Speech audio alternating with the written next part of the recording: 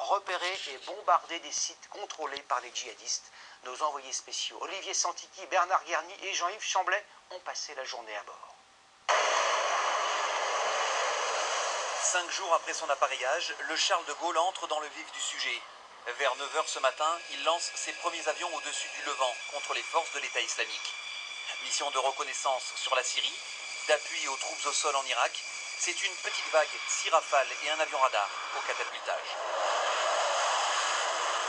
L'état-major des armées arrive ensuite pour rencontrer une partie des 2600 hommes et femmes du groupe aéronaval.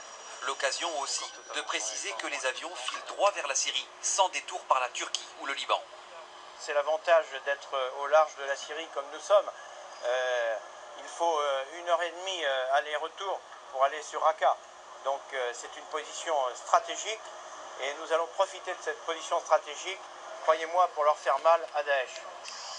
En milieu d'après-midi, retour des appareils, après 6 heures de vol, sous le regard de curieux pressés d'en connaître le résultat.